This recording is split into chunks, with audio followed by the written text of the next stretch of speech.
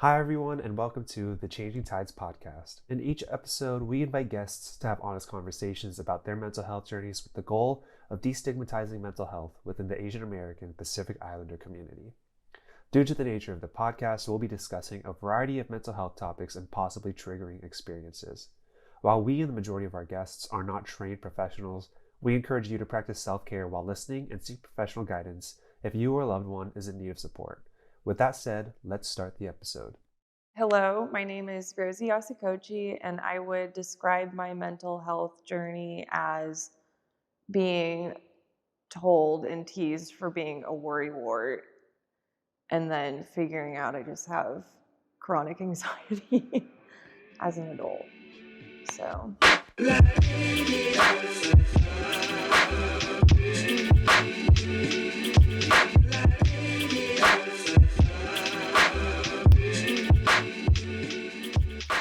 Hi, everyone, and welcome to another episode of the Changing Tides podcast. My name is Matthew Yonemura, and welcome to this episode.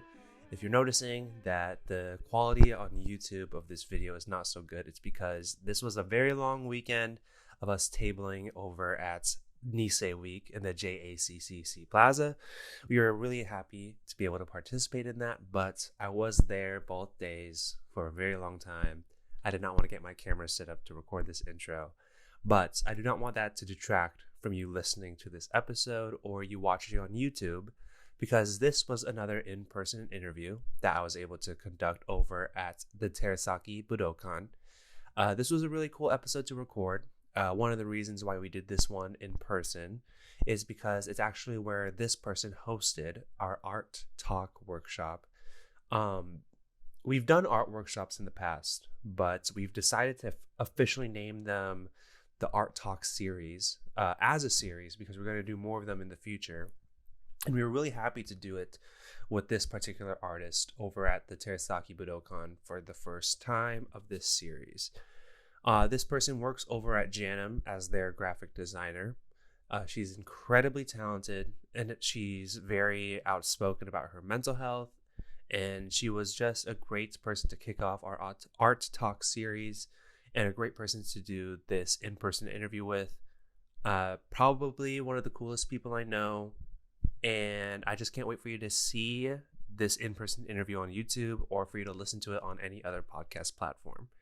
So, with that said, I am so happy for you to listen to this interview that I did with Rosie Yasukochi.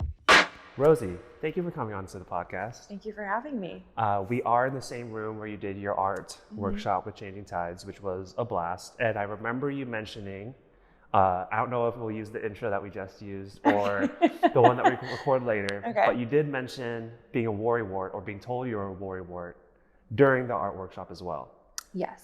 So as you said, you kind of developed and learned was anxiety, but can you kind of discuss like where this comes into fruition and where it plays into your life? Okay, so I guess like basically I got called a worrywart because I would worry about all the things that like are just a part of childhood that like everybody else worries about when they're kids, but I would just like get fixated on it, and then I would seek reassurance from friends and my parents and like teachers, to the point that like my mom, I think, asked me at one point when I was little if I wanted to go to see a therapist about my worrying, but I thought like worrying that much was normal. So, and like my mom couldn't read my mind, so she didn't know how much I was worrying. What was the second half of the question? How you kind of like learn that this is like anxiety and not just being a name call, you know? Yeah. So the things I would worry about as a kid were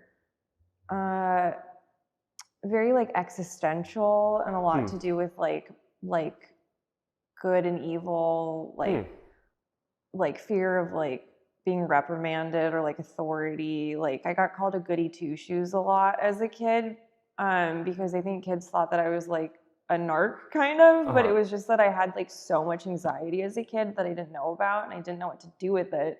So it'd come out as like, oh, like, are you sure we should be doing this? Or like, oh man, like I feel like I need to like tell an adult about this. you know, like that kind of thing. So I think a really good example is like one time, I think towards the beginning of middle school, maybe, I was in Sacramento visiting my Japanese auntie, and she lives like in that part of Sac where like all the houses kind of look the same. There's a couple parts of Sac that are like that, I think. But I have 10 first cousins, and me and like 7 or 8 of my cousins. My cousins are mostly older than me too. So it's not like I was just like with like a ragtag like Goonies squad, you know, where like I'm the oldest leading the way. Like all my cousins were pretty much older than me except for a couple. And we would go play at this one private school's playground. And this one time that we went, there was a policeman sitting in his car outside of the private school, and like he saw us go into the playground, but there was like a no trespassing sign. And the whole time that we were playing soccer, like kickball or whatever at this playground, like the cop was there and he wasn't doing anything. Like he was like, these are clearly just like children, like teens, just like fucking around. Can I swear? Right. Yeah. Okay. Just like fucking around, you know, like shooting the shit and stuff.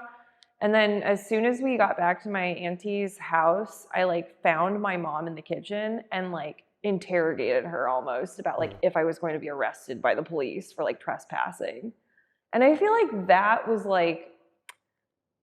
definitely a clue, I think, for my parents that I did worry too much as a kid. But I didn't really like realize how bad it was until I was in college.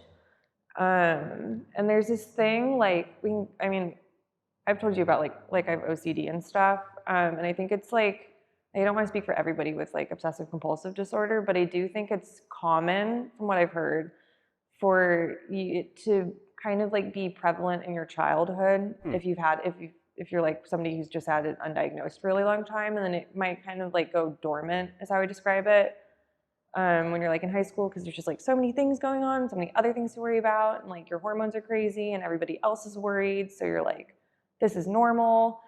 And then you get to the point of like being in college or being a young adult or even like full on into adulthood, and it's this feeling of like just getting hit by a bus, and the bus is OCD, and you're just like thrown into like this full cycle of like obsessions and compulsions, but you don't know what you're doing and you feel crazy.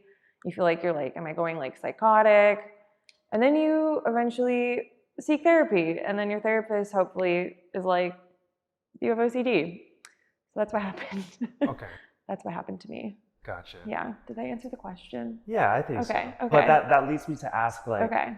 So for some people, like learning of your diagnosis could be even more stressful. Yeah. But for you, it sounds like hearing like, oh, you have OCD, did that kind of help you in like processing and getting improvement with this anxiety and this OCD? Like, yeah, I felt so relieved. Huh. I because I got diagnosed by a psychiatrist. Because my first therapist that I saw after college, like I was seeing him for a couple years. I told him I thought I had OCD, and he was like, I think just because also like he was like a little bit of an older guy, and like a lot of people in like even my own mom didn't think I had OCD when I first brought it up to her, because so many people that have just been in mental health work for a long time, like I don't know, it's just there's so much about OCD that's just recently been, or not recently, but that's just been more recently like broadly spread in terms of like awareness and like information. So a lot of people still think of OCD as like watching Hoarders on TLC, or like watching like one of those like Bananas UK reality TV shows where they're like, this woman hasn't hugged her son in 5 years, so we're sending her to an intensive clinic to change that, you know, because she's such a germaphobe. So because like a little bit of my OCD is contamination, but like majority of it is something called pure OCD, which is when you don't do stuff like flicking light switches on and off, you just ruminate over and over and over in your head. So it's like purely obsessional, and your compulsions are not purely obsessional, it's just that your compulsions are mental. So like nobody can like see you doing them. So you're just kind of, a lot of people with pure OCD, or like pure O is what we call it, just kind of like suffer in silence for like years because you just think that like you're losing your mind, honestly. Okay, my ADHD is kicking in and I forgot what we were talking about. No, I mean, you did answer my question, which was basically just like, did it help you to figure out? Because it sounds like you understanding it helped. Because for me, like when I was diagnosed with depression, I went from calling it a funk into calling it depression, not knowing what it was. Absolutely. So for you, like going from just being called a worrywart to like knowing what was going on. Yeah. Well, it felt really empowering, honestly, and like not to be like corny and stuff, but it was like, also just like having been told by so many people like, oh, I don't think that you have OCD. And then I finally ended up getting a new therapist, and then she's like, I love you, Allison. She's the best.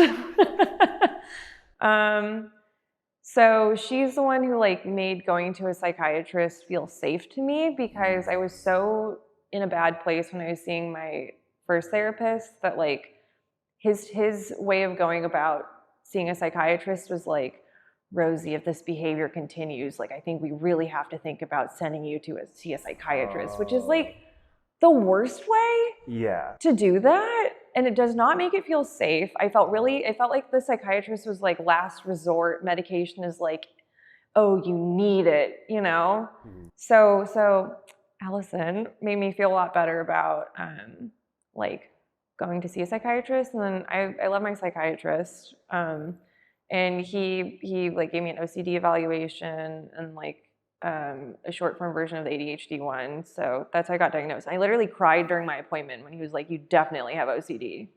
So I was like, what's the news? And he was like, you definitely have obsessive compulsive disorder. And I started crying because for so long, kind of like you said, like I just been told, oh, it's just anxiety. It's just depression. But like, I just felt like my brain was going to explode. Like it didn't feel like just anxiety, and it didn't feel like just depression, Not that one's like worse or better than the other, theoretically, or to like compare. It's just like I knew what those things felt like, and I also would talk to my friends about like their anxiety, and I was like, my thing is like different. Like I'm like on a different level of like, I'm not even worrying about things that could potentially happen. I'm worrying about the things that like are most likely to literally never happen, Right. So that's how I found out. Yeah, I hear that too, because like I think you're one of the first people to be like, oh, that diagnosis like helped me. It was empowering, because I always said that too. Yeah. Like I was the same boat.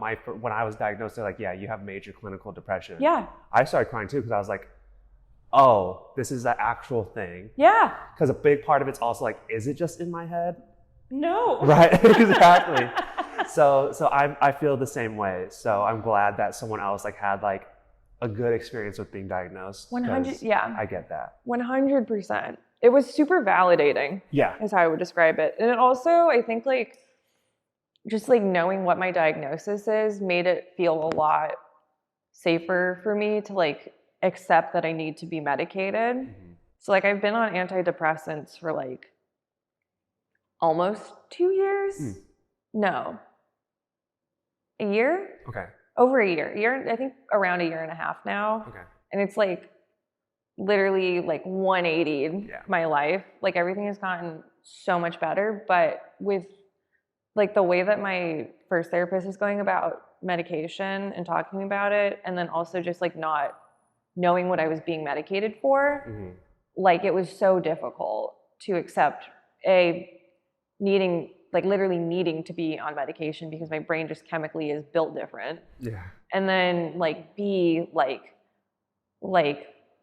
I call it like medication roulette, which is when you don't really know what you're being medicated for. Oh, yeah, and then you just end up, it's like same thing with like birth control, where they're just kind of like, well, we don't know anything, so just keep trying them until you find one that works. And then you end up like trying all these different things and being like, well, this sucks. I can't relate, but I'm sure it's pretty. Yeah. I wouldn't recommend. Okay. You got it. Yeah, obviously, shout out birth control. I just wish that there's a better system in place for figuring out which one we should be on, you know? Yeah. So. No, I mean, that would make sense. I don't know anything about it, but I would guess that if they're just throwing pills at you, that's not... It's not a fun feeling. Yeah. Well, okay. Before we get all over the place, I haven't asked my first written question. So I'd love to know, because that's how I met you, is where did your passion for art come from? That's a big question. Okay, it's a long question. So the way I usually describe it is that both sides of my family, so I'm half Russian Jew, half Japanese, 4th generation on both sides, very polar opposite, but a weird amount in common, kind of. But pretty much like a lot of both sides of my family like are artists, not professionally, but just in either like how they think, what they like to do with their free time, or like what their hobbies are. So like even like my mom, for instance, and I'd be like, even my mom, I love you, Mom. Because I'm an only child, so I'd hang out with my parents a lot as a kid. So whenever my mom is on the phone a lot for work, because she works in mental health. She does intakes at different nursing homes, so she's in communication with a lot of different people throughout the day. But every time I'd see my mom on the phone, whenever she'd get put on hold or just on a really long phone call when I was a kid, she'd like be doodling on their newspaper and like doodling around like Seattle Times, the letters, or like coloring stuff in, or like drawing little patterns and things. And my grandma, my Jewish grandma, was also really into artwork and like loved art and would like collect a lot of art. She was a lady of many tchotchkes and knickknacks about the house. And then my Jewish grandpa actually was really into Japanese like painting, like sumi painting, and also like watercolor painting. So I would paint with him as a kid and stuff, and we'd like watch Bob Ross sometimes. Yeah, very, very cool guy. And then my Japanese grandma also like painted a lot and was just very crafty. Like she made my first, she was really good at sewing. She made my first kimono. I have like a quilt that she made, you know, like she's always making stuff for the whole family and stuff. And then my dad, who's Japanese, he is really into woodworking. Cool. So that's been his hobby. And it started with him making spoons because he got passed down, it's so confusing. Okay, to go back. Okay. My family is very big. So my Jewish great-grandpas, one of them, I think it's two different things for two different grandpas. I don't think it's the same grandpa. I'm so sorry to my Jewish family. I wish I knew better. I don't think every single one of them will listen. Maybe a couple of them. Maybe my mom. Okay. Yeah. I'll talk to her about it after. Okay. But so also like my family's very musical. Like my Japanese grandpa played the harmonica all the time. Cool. And my Jewish great-grandpa, one of them was in the Cleveland Orchestra and played the bass. And my other Jewish great-grandpa was a professional woodworker. So my dad got really into woodworking when I was in like middle school, maybe like 8th grade, freshman year kind of thing. So then he got passed down my Jewish great-grandpa's set of woodworking tools, and he started making spoons. And then he made bowls that kind of looked like canoes. They're an odd shape. And then he kept making so many spoons that he had to make my mom a spoon rack for all of the spoons that he made, which I think is like the most wholesome, cutest thing ever. So yeah, I'm the first person in my family to be like, art is my profession. But I feel very fortunate and like privileged that like my parents were always very supportive because my whole family kind of dabbles in arts. No, that's super cool. I mean, I was lucky enough to have parents that support the arts as well. Yeah. And it's so scary if they didn't. Oh, it's so scary. Yeah. So, and I'm going to get into like the scariness of the art field a little later on, but like to discuss the actual art talk workshop that you led, can you talk about what that was like for you to like do? I know you've done more workshops before in the past, but also, the inspiration that you had for that theme of the zines that we made. Yeah. So should I contextualize? Sure, of add course, context? please. So for my workshop, thank you for inviting me. I had so much fun. Good. 10 out of 10. I was like so excited. Good. Before and after. Great. And during. I'm glad. Yes. But basically, so it kind of came about because don't steal my idea, okay? Whoever's listening or watching, do not steal my idea, okay? But I really want to make a book about being a worrywart. And like I think that there might be a couple of children's books out there that are about it, but it's also It won't be like this one. It won't be like this one. And also there's only so many things that you can make children's books about, I think. But basically like just being into like more like illustration and like graphic novels in college and stuff, and also just kind of looking through my own like kids books collection because I was a really big reader as a kid. And like also being an only child, like you have to find things to do to occupy your time when there's nobody else to like annoy you throughout the day.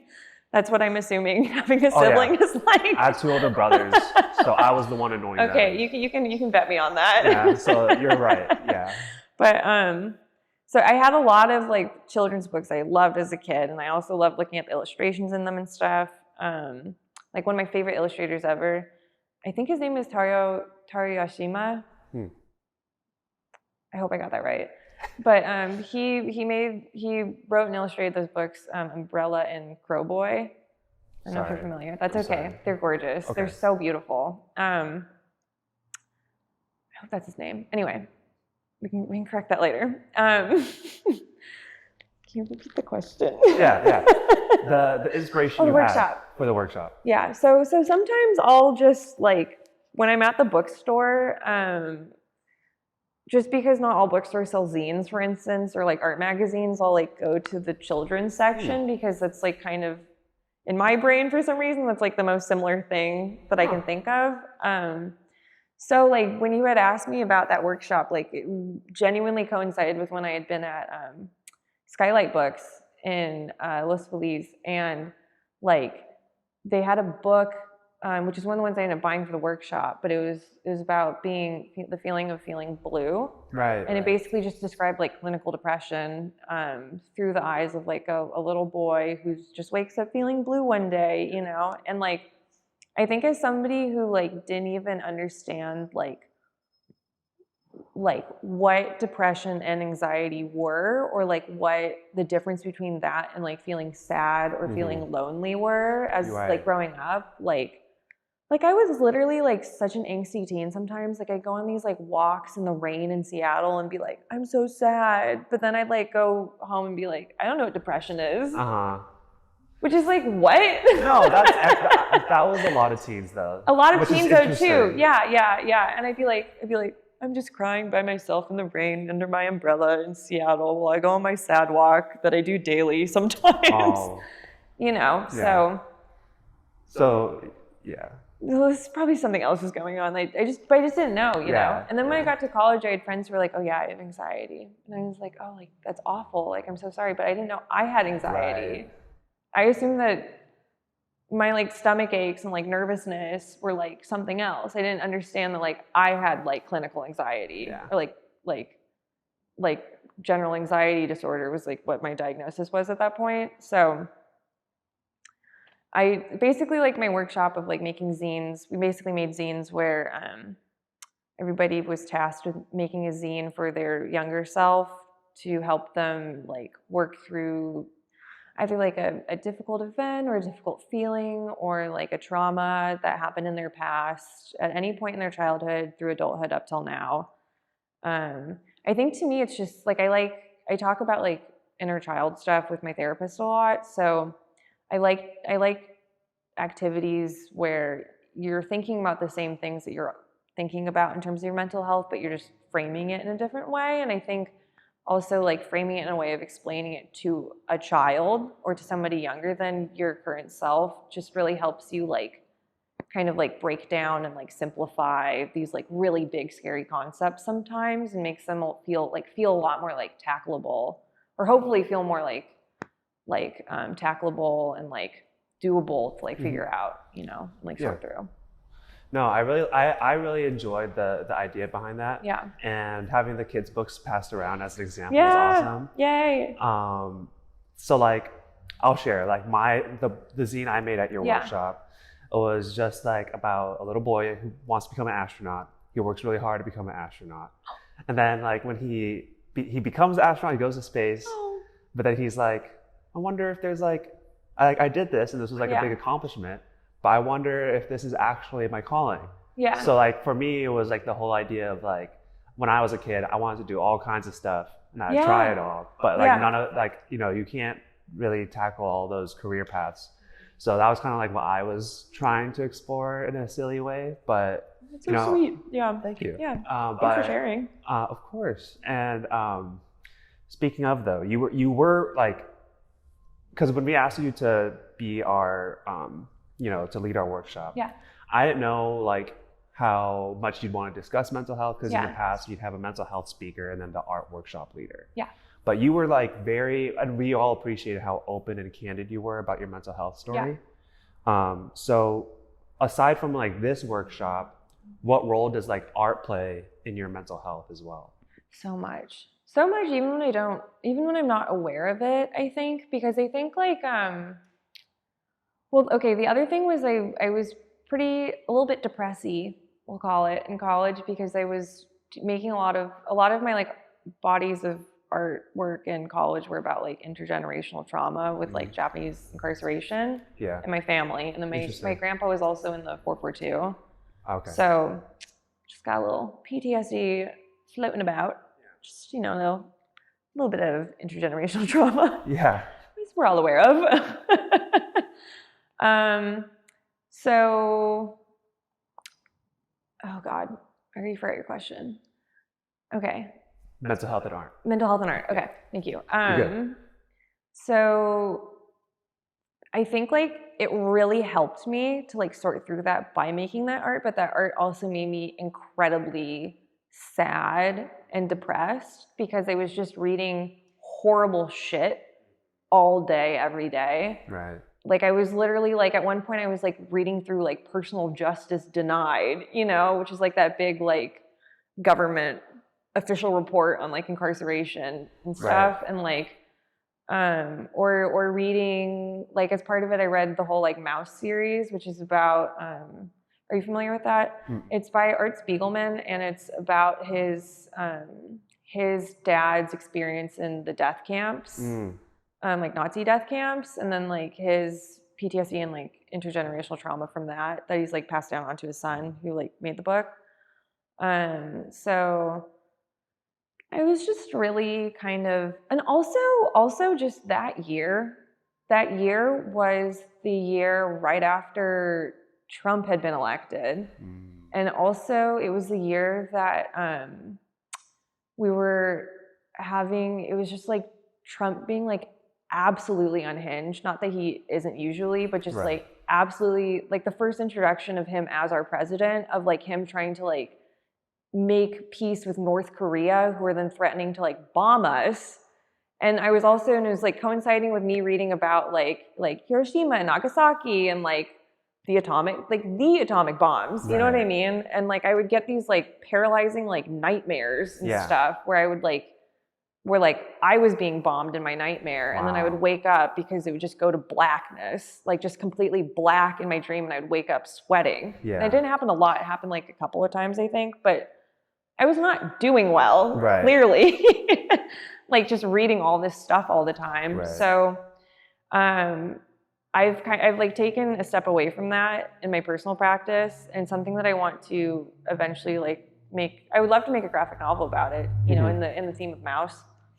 But just for right now, like just mentally, I'll cop to like just not emotionally being capable. Do you mind if I ask really quick before we get back to this question? But like, how do you handle like the news now every day? Do you just avoid it? Do you try to avoid it? So I go through phases. Okay. I would say that the way that I cope is with just like stuff in my life in general is usually through humor. Okay. That's how I cope. that's hard to do sometimes, Yeah, especially definitely. when everything is awful all the time. And especially when the news is extremely triggering, because literally every single aspect of things that could go wrong seem to have been going wrong. Right. And just worse and worse and worse. And it is paralyzing. It is traumatizing, honestly. So what I do is sometimes when I know like a critical event is happening, I'll listen to like KPCC on my way to work. Because they'll usually cover what's going on, Right. or like a different like NPR station. And then sometimes I'll like listen to like a podcast about a specific thing. Like I was listening to The Daily for a while. Or usually, honestly, I just get my news through Twitter, because it's easy to just open the homepage, be like, here's an overview of everything fucked happening. Yeah. And then I can slide over to the entertainment section to like look at celebrity gossip to kind of like transition out of reading the news kind of thing. I don't know if that's a good coping mechanism or not, but so it's like trying to, I've been trying to work on trying to strike a balance between, how do I say, like making sure I stay current and like up to date, but then also making sure that I'm in a place where like I can actually be like a functional member of society. Your whole life. Yeah, and like help people on like a small scale throughout my day if I can. So that's the happy medium I try to strike. Okay. Yeah. Cool. So I was just curious about that, because you're talking about reading up on the history of everything. Totally. And so, but I kind of interrupted in the middle of it's okay. art and mental health. Is there anything else you wanted to touch on with how those two coincide? I think the other thing about art is that I'm obviously a very visual thinker. So journaling is fine. I like journaling. Journaling is something that's really helped me at different points in my life. I try to keep up with it, but also my attention span can be really short. So sometimes the most therapeutic thing is like a lot of my illustrative work is very like intricate and detailed. So for me, honestly, sometimes the nicest thing is to just zone out and like watch TV and like watch TV or like watch a good movie and like work on, or like listen to music, and like work on something where I'm just filling in details of a piece. And it's like very meticulous. And like I get hyper focused on it, so nice. It's kind of a good brain break. Gotcha. Yeah. That makes sense. Yeah. We're taking a quick break to introduce Anchor, the sponsor of this podcast. Anchor is free, first and foremost, which is amazing. Who doesn't love free? And you can record everything directly into Anchor. It's so easy to use Anchor. That's how you are listening to this podcast, whether it's Spotify, Apple, the Anchor website. You're listening to it because I uploaded this podcast episode to Anchor. If you want to start your own podcast, I highly recommend Anchor. It's made this whole process so easy. So download the free Anchor app or go to anchor.fm to get started. So in terms of art and your mental health, and also the workshop we did, Changing Tides, it's the AAPI.org. You spoke about, the research you did on like the literal bombing in Japan and like how that impacted your mental health. But I mean, I've seen you did the workshop here. I've seen you at LTTT. Yeah. You work at JNM. I do. So I'm curious, like, I'm here a lot. Yeah, you're in Little Tokyo often, it sounds all the time. So with that, I'm wondering, like, what role does the JA community play in your life?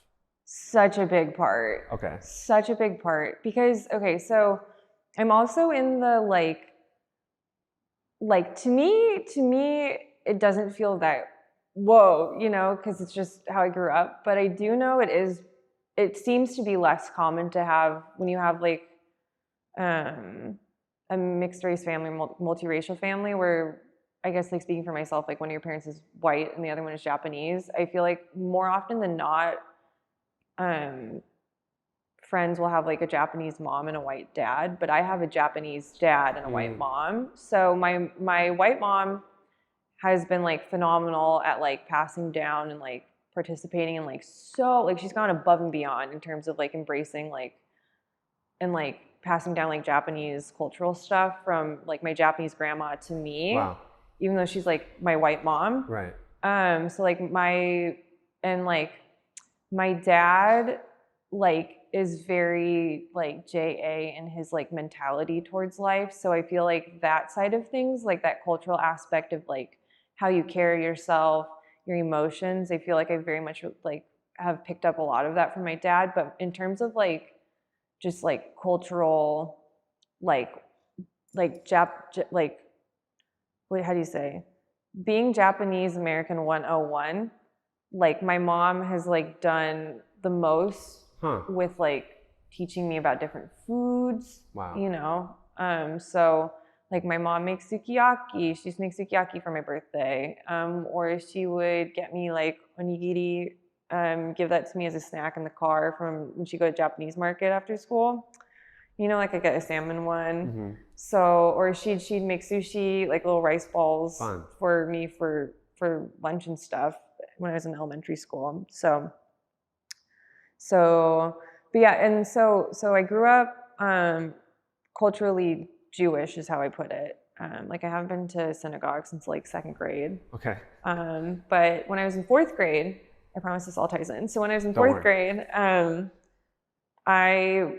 had the sudden realization that a lot of the kids in my class would go to church on Sundays, but my family didn't go to synagogue and we didn't go to temple, like Buddhist temple. So I asked my dad, I think like on the way to like a little league game or something for like soccer, I asked him like, oh, like how come we don't go to church on Sunday? And he was like, do you want to go to church on Sunday? Because also like you have to keep in mind like my dad's upbringing is like both of my parents are boomers, you know, so like born right after World War II. So my dad and his siblings hated going to temple because they didn't want to be Japanese, you know, not to generalize, but also it's like because like they would get made fun of for being Japanese and they didn't, that's why nobody speaks Japanese in my family pretty much because my grandma sent them to language school at the Buddhist temple and they were like so affected by racism and like stigma, you know, and like we just want to be American, that they're like, we don't want to know Japanese, mom, you know. So then she's like, okay, fine, you know, like you don't have to go. So so I think within that, like I haven't actually talked to my dad about this like straight up, but I would assume based off of like hearing his siblings talk about going to Buddhist temple as a kid, that it wasn't the most fun place to be, or like where they really wanted to be on the weekend, you know. I'm sure. Exactly. As is probably true with most kids that are made that like have to go to church, any kind of denominational, non-denominational, any kind of religious thing on the weekend with their folks, you know. So he was like surprised when I was like, I want to do this. But then I think like honestly one of the kindest things that my parents have ever done for me, and also like one of the things I've like been the luckiest about being an only child is that they let me pick my own religion when I was in fourth grade. So sweet, so sweet. So they I remember we were sitting at our kitchen island in Seattle, and like I literally remember my mom and my dad being like, so would you rather, like, okay, so this is something that you want to do. Do you want to do synagogue? Do you want to try doing that again? Or do you want to go to like Buddhist temple? And in my like super like uppity fourth grade brain, I was like, I already did the Judaism thing, mom. Like I went to synagogue with you once in second grade for Passover and fell asleep because I didn't understand anything that they were saying. So I was like, I want to try Buddhism, you know, which is like, oy vey, but so that's how I ended up going to Buddhist temple. Okay. So I went to Buddhist temple every Sunday from 4th through 12th grade. Wow. And I got like really involved at the Seattle Betsuin and stuff through like our like youth things and like Young Buddhist Association. Like I did a lot of like temple camps and stuff like that. So I feel incredibly grateful for that because I think that it's really helped me feel a lot more connected to like my Japanese identity. And I think that like I know I definitely tend to overcompensate for not knowing Japanese in terms of like just like dweebing out on like every other thing I could possibly dweeb out on that I find of interest in terms of like Japanese culture and like Japanese American culture. But I think too it's like I think that's how I ended up becoming so involved in various like Japanese American community stuff. Gotcha. And then in college, like I started doing more research about my own family, and then I actually went to JANM in college.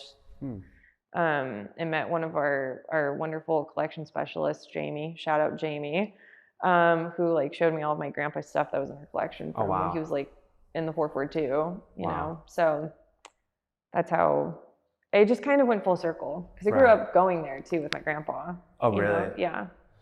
So no, that's. I mean, it's interesting because like I feel like that's so universal among like us who don't speak Japanese. Yeah. I was just speaking. The last episode was Mike Murase, who's like one of the founders of LTSC, and like his whole, you know, it's like the exact opposite experience for us, where I wish I knew Japanese, but because I don't, I try to overcompensate. Oh, 100%. Like I want to know everything about Little Tokyo. I want to know like the movies. Like if there's any reference to like the movie Akira, I'll let everyone around me know. Like, oh, that was from Akira, or like they're pulling inspiration from it. Have you seen that? Have you seen that? Yeah. Have you heard this? Yeah. If you like that, I think you would like this. It's like it's kind of the reason why anime is so popular in America, but you wouldn't know. It's like Loki. It's like Loki. You know, no big deal. No big deal. Have you seen Kanye West's Stronger music video? You'll love this. Actually, has a lot of cultural references. Okay. So yeah, exactly. Yeah. So like it's, but yeah, I just found it interesting that like you seem so involved in the community, and I was curious like what role it played for you. Yeah. Is there like an aspect of like identity? Because I keep coming back to identity because I know that was a big talking point during the workshop as well. That like, do you have like a stronger sense of, when did you gain a stronger sense of like identity, whether it's your JA side, your Russian Jewish side, like I know like you grew up with the food, like your mom would give you the food, but like totally. When did you like really have an appreciation for it, I guess? I think in college, I was, I'll be real, like I was a pretty like, I don't want to say like naive necessarily, but like kind of just like privileged and blissfully unaware of like being like the different parts that come with being multiracial. Firstly, because almost all of my Japanese cousins are also half white, except for 3 of them. So that never felt weird to me growing up. And there was like literally like 2 other half Jewish, half Japanese kids in my elementary school class for like 5 years, you know? That's so random. Yeah. So random. Seattle. So I think in that sense, like it just felt very normal to me in a way that I think it really doesn't for a lot of kids growing up, to like be half Japanese, half white, or to be like multiracial. And then also just having like so much white privilege as like a very, very pasty kid, you know? Oh, really? Like the Washington sun just doesn't shine sometimes. So like the worst things that would happen to me growing up would just be creepy old men being like, "What are you?" You know, or just kids being little shits and like making squinty eyes, you know, or being like, "Why are you so good at math?" You know? Interesting. So like that kind of thing where it impacted me, and there's definitely a lot of things that I've like looked at, I've like thought about from, I don't know, like middle school and high school especially, where I've like been like, oh, that was what a microaggression is, you know? That was microaggression, that was microaggression, that was microaggression. But I think before I went to like liberal arts college, like I didn't have the vocabulary necessarily to like describe a microaggression. Right. You know, so I think that that's when I really became a lot more like self-aware, and then also just aware of like my different communities and stuff. Yeah. Does that make sense? Yeah. But that makes me think of like, because for me, like I also didn't think about what microaggressions even were, or like, you know, like I used to think they were funny too, just because like, I don't know, I get it, like I get the joke, haha. Yeah. I was like, okay, cool. But like, I just think it's like once you realize like all of these little things were microaggressions. Yeah. Like, did you have like a weird like wow, like did it kind of hit you later on? Like even though it's not happening now, did it kind of hit you like later on? Like, oh, I went through all this crap. Oh yeah. Yeah, I think it's kind of similar to like my anxiety, but just on a smaller scale because my anxiety's been a lot harder for me to deal with. But just that feeling of like being like, oh, like it's like that thing of like thinking back on like my OCD as a kid and being like, that was OCD. That was OCD. Oh, that was OCD. It's kind of like that thing of like not. I think like in college, I definitely like had like a big like how would you describe it? I don't know. I think everybody at my school, from not everybody. Okay, wait.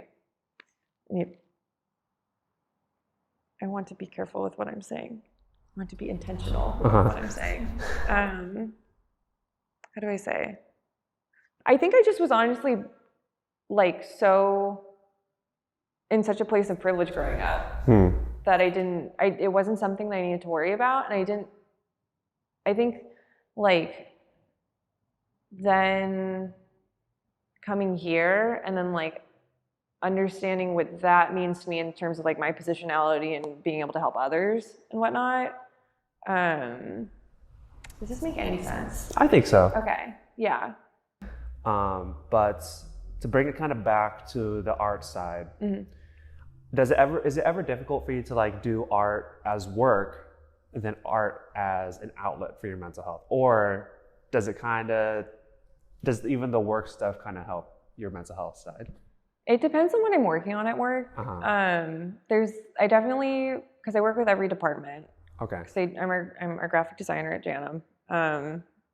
And I think definitely certain projects I get more like creative leeway. Or like for some projects I get to like do illustrations for it, you know? So in that sense, it kind of like feeds, when I get to do those things, it really, really feeds my like artistic appetite, I guess you could call it. I think that it is really hard though to balance 40-hour work week where you have your creative cap on and then go home. So the thing that I love the most though about having my day job be graphic design is that it really helps me like keep, I don't know, it helps me like work out my brain in terms of like thinking spatially, creatively, like visually, in a way that really I've found has been impacting my personal art practice. And then when I go home, I want to get better about being more committed to my studio time in my room. But it's a nice like flippity flop, I guess you could say, to like painting and drawing and whatnot after work. Okay. Yeah, where it's like I'm still using the same parts of my brain and the same like muscles, but it's different enough and it's separate enough that I am not bored of it all at the end of the day. Gotcha. Yeah. It's funny that you mentioned the creative freedom at work, because before this interview, I was looking through the Jana Instagram. Yeah. I was like, this definitely looks like Rosie's artwork. Like there were certain ones I was like, there's creative freedom. She did that, yeah. There's definitely creative freedom on these ones. So as like the first one in your family to like make art your profession, and like you're not only like what you like creatively, but like your day job as a graphic designer, like we've discussed imposter syndrome before. So when it comes to, you know, art and imposter syndrome, how do you conquer imposter syndrome when it comes up? I actually think that working at Janum has been very therapeutic for my imposter syndrome, because it's like, I don't know, because I'm working in like a predominantly Japanese American space.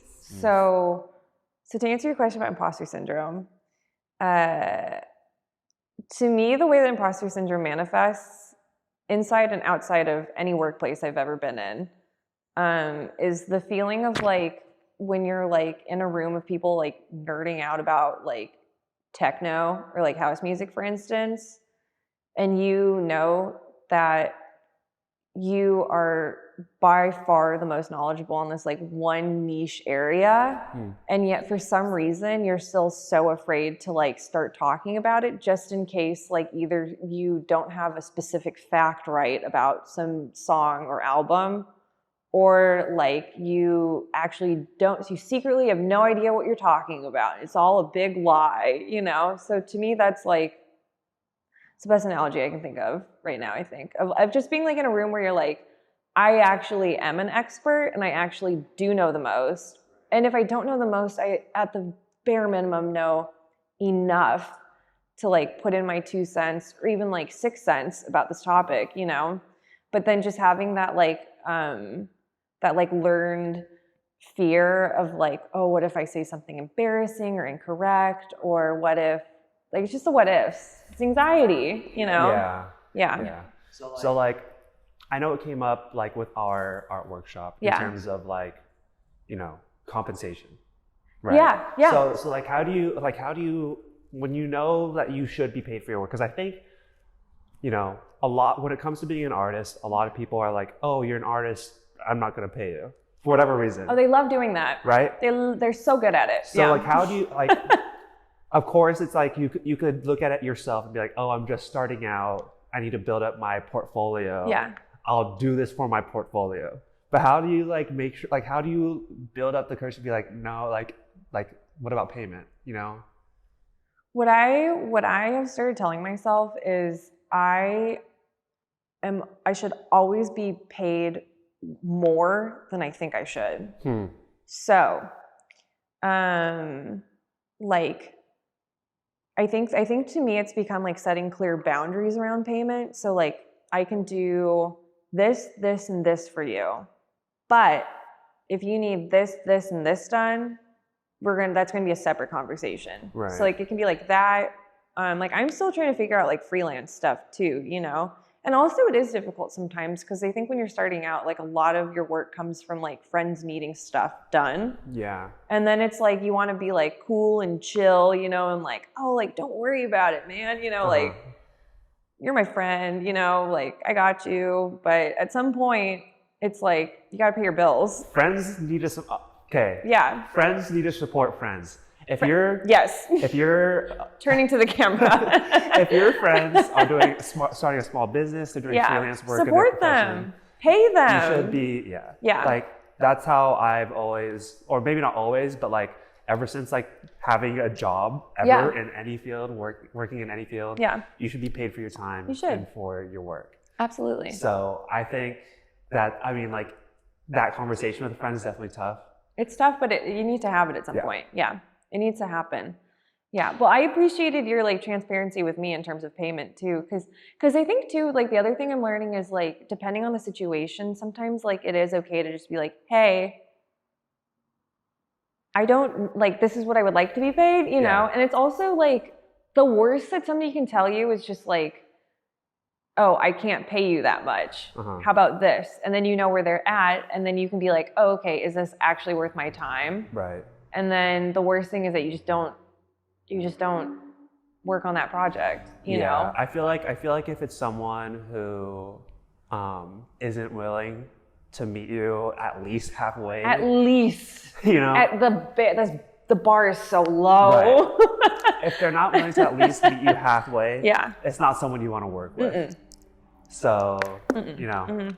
But I agree. I've asked you a lot of questions about art, about your own mental health. I have some like silly questions. Okay. Do you have anything else you'd like to mention or touch on that I either didn't ask you about or that has come to mind? No. I was typing at one point because I thought of this question. But what's like the strangest or like most unique place you found inspiration for art or design? Oh. Okay. Most unique for art or design. Honestly, I find myself finding so much inspiration from places that I thought were like so fucking boring as a kid. And like things I thought were like so boring. Like why is mom taking me here today? You know? Like even like the mall. Okay. Stuff like that, you know? Or like Buddhist temple too. Oh, okay. You know? I think to me too, it's also just more like trying to evoke like a specific feeling through art and design. So like the kind of art practice I'm really interested in right now is more so just like building like a physical representation of like how I see the world. So not necessarily making it so focused on like, I am tackling this one specific issue, you know, because I think just for me personally, that gets very draining and also obsessional sometimes. So yeah, I think it's just like throughout the day, you know, I'll just kind of notice stuff, notice colors, notice things, you know, feel what I'm feeling about them, and then kind of pocket it for later. Does that answer your question? Yeah. No, I think it's interesting. I think it's really unique that you found it in places that you used to think are boring. So boring. Yeah. Or like buildings where you're like, oh, why is anybody working in that building? You know? For me, like I used to hate libraries. I think libraries are libraries are all very unique, and some of them are like really beautiful actually. So beautiful. The architecture is insane. Yeah. I love the library. What is currently your favorite restaurant in Little Tokyo? Currently? Okay. I am a hardcore Mitsuru fan. So it's always going to be her. There's just something about it. Dory, the waitress, so sweet, so kind. I love the vibe in there. I like having a place where I can just like sit in silence with elders of the community while we enjoy our separate meals at different booths. And I feel like I'm like hanging out with my grandparents. It's like, it just feels so like nostalgic. You know what I mean? You're transported to the year it was made basically too, like right when you walk in. Yeah, which I love. It's like a little time capsule. Yeah. So I love you, Mitsuru. I love you. Well, make sure to send them this audio. I love you. What other art form would you like to pick up? Okay, I've started dabbling in sewing. Oh, cool. And I really want to get into quilting. Cool. So that's my big thing. Just because I grew up, like my Japanese grandma was so good at quilting. Even one of my Japanese uncles, his wife is really good at quilting too. Oh, cool. So I think that it's like I saw an exhibit I think at Mocha that was about like traditional like kind of like the boom of like women's folk art or folk art that's seen as being traditionally effeminate or like feminine. And that like that show was like so incredible. So I think that like my professor in college would always be like, the material has to match the meaning, you know? So I think that that's kind of how I've gone about trying to incorporate like morals and values into my artwork, is thinking about like what materials I'm using and like how I'm using them, kind of thing. Yeah. Very cool. And then to round it out, two more. Okay. If you could invite 5 people to dinner, dead or alive, who would they be? Okay. I would invite Susumu Yokota, who's my favorite electronic musician on the whole planet, who unfortunately died, I think, at the age of 54. I'm obsessed with him. His music, so good. Also, just all the photos I've seen of him, he just looks so cool. And I'm like, I want to know you. So him. I think, honestly, it might just be like a musician roundtable. So be Susumu Yokota, and then I think I would also want to invite, I don't know, so many people, so many cool people. Maybe like Maya Rudolph. Cool. I just think she's so sick, and I was like such a fangirl of hers as a kid because I grew up watching like that era of SNL. Okay, corny, but probably Keanu Reeves. This is an interesting dinner. I think we would learn a lot about each other. I think that I would also, can these be fictional people? Sure. Okay, I actually don't know where I was going with that. Okay, so far we have Susumu Yokota, Maya Rudolph, Keanu Reeves, and then maybe like one of my like Jewish great-grandparents or like great-great-grandparents, just because we went through like Ellis Island and had like a crazy name change, so I just know so little about that side of my family. Like I've seen like one black and white photo. where I'm like, that's who I'm related to. Like, this looks like it's in a time capsule from like the Titanic or something. So maybe them, and then, man, I don't know. I'm trying to think of like another fun celebrity.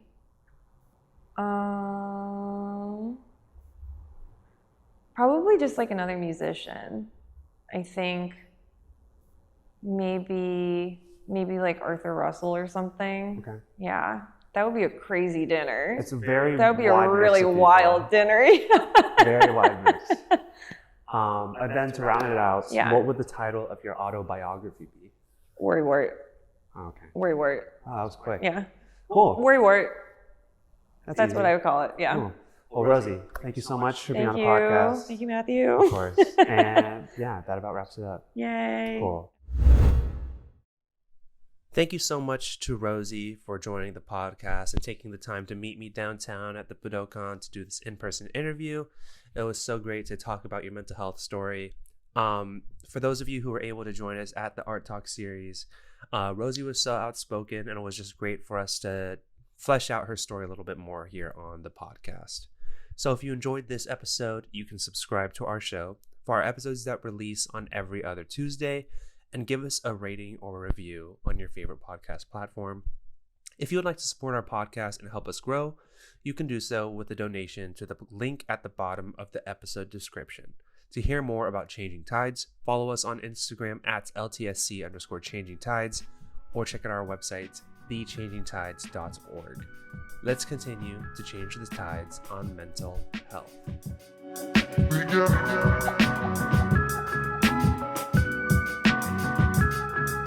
got